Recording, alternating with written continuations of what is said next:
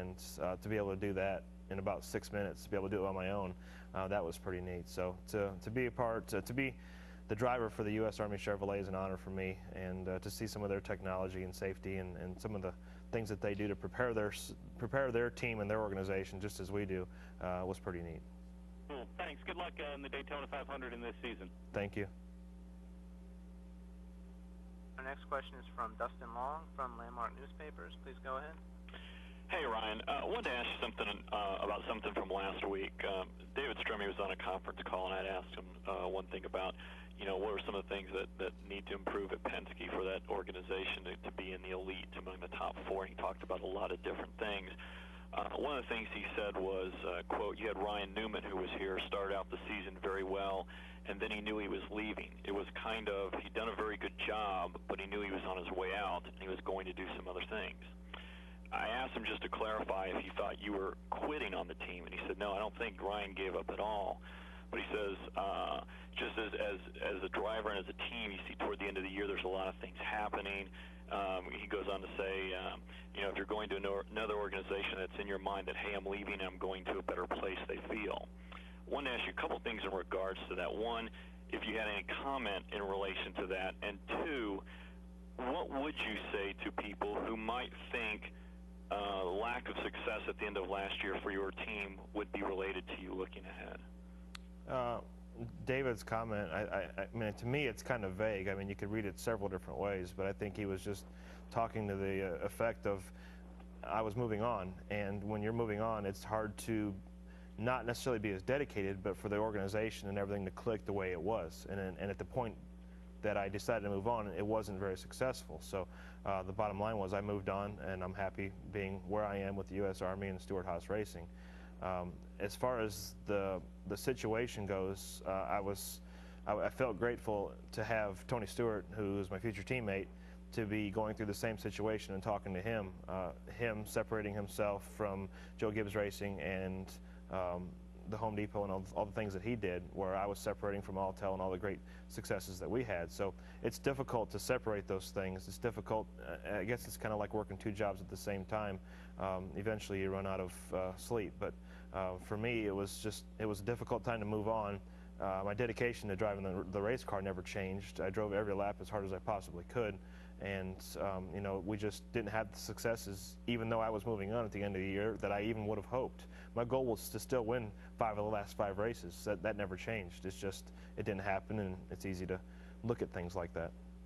Let me ask you one thing, is you talk about, and for many people who you talk about it's like 2 jobs at once, for me, for some people who haven't changed jobs in a while.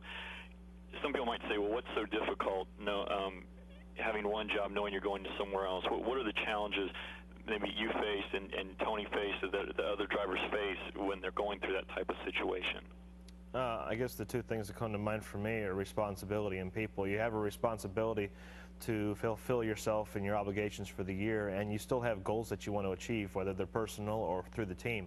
So that was one thing, but the people part of it, to separate those people and the friendships and the things that you had, not to throw them away or discard them, but to keep those friendships and move on and create new friendships with other people. It's literally doing kind of 2 jobs and 2 things at once. Thanks for clarifying that. You're welcome. Our next question is from Joe Menzer from NASCAR.com. Please go ahead. Yeah, I didn't know we were supposed to ask 2-part questions, Dustin. I'm just kidding. Ryan, is it going to be strange at all going back to defend the Daytona 500 title in a different car, different crew, and all that stuff? I think the strange moment will be going to the Daytona 500 experience and being part of that and pulling the old car out. That'll be the, I guess, the cutting of the umbilical cord of sorts. So again, I really look forward to competing this year with Stewart-Haas Racing, the U.S. Army Chevrolet, and I really look forward to creating our own successes.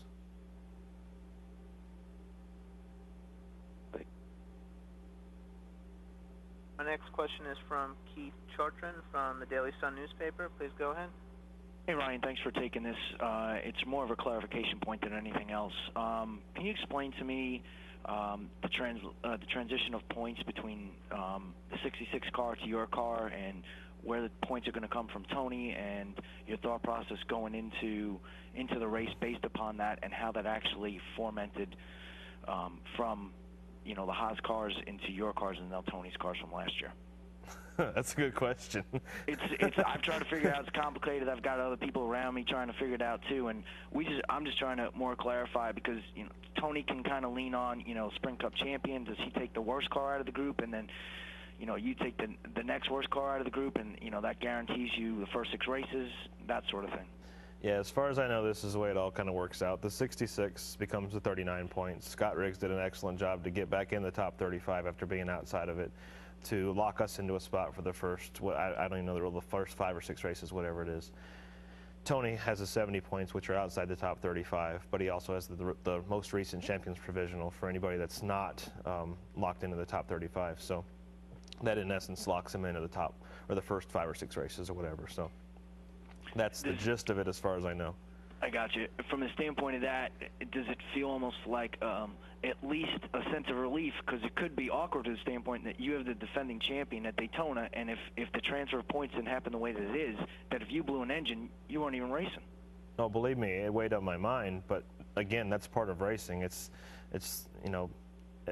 I would be putting myself into that position, and Tony Stewart would be putting, himself in that position potentially. But either way, the bottom line is that's racing, and you have to go on, and you have to move on.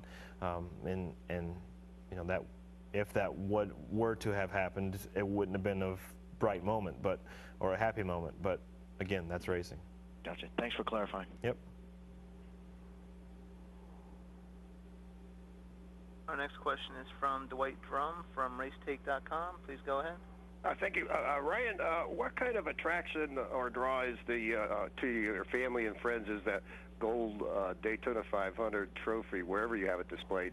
And do you still give it some special attention? Yeah, it's actually sitting right on my desk and my computer in the house. It's a special piece for me. It's obviously it's one of a kind, and it was kind of interesting when I got the trophy at first. I thought, man, it's a pretty cool trophy, and they're like, well, yeah, it's gold. I'm like, well, I figured every one of them was gold, But the 50th running was pretty neat, and it's definitely special. It's a unique trophy. I'm definitely into old cars and things like that, and to see the old car on top of it, that's pretty neat as well. Thank you, and let me be the first to say that Tampa welcomes you this Thursday. Oh, thank you. Our next question is from John Nevins from Captain Thunder Racing. Please go ahead. Hey, Ryan. How you doing, buddy? Good. How are you? I'm great. Hey, we sat together last June at the Kennedy Space Center when you got your flags back from the International Space Station, and we talked a little bit about Tony. And at the time, it hadn't been announced that you were going to drive for him, but everybody knew that Tony was leaving at that time. And I asked you the question, just random. You kind of gave me a story. I was too dumb to see it, though. I said, would you like to have Tony Stewart as a teammate? And I remember you laughed and you looked at me and you said something about being far-fetched, and then you looked at me again and you said, but I know more than you do. Yep. And I said, well, go ahead, expand on that. And you said, no, just leave it at that. I know more than you do. So you knew at that time, at least there were conversations that you may be joining Tony. What I'm wondering is, you've just talked about how difficult it was finishing the year knowing you were moving on. How difficult was it maybe those couple of months over the summer that you really knew you guys were putting this thing together, but you had to be so tight-lipped about it? Well, it was tough for me because I was off of a Daytona 500 victory with a team that I'd been with for 7 years, and I had a situation where I potentially had an opportunity to move on, and Tony gave me that opportunity. We talked about it, and my season was kind of dissolving, let's say, throughout the summer months. But yeah, you're right. You potentially have a good future in Law & Order or CSI. And I answered the way I wanted to answer, and you kind of got your answer without knowing too much. Thanks, Ryan. Hey, best of luck at the 500 this year. I'd love to see you repeat.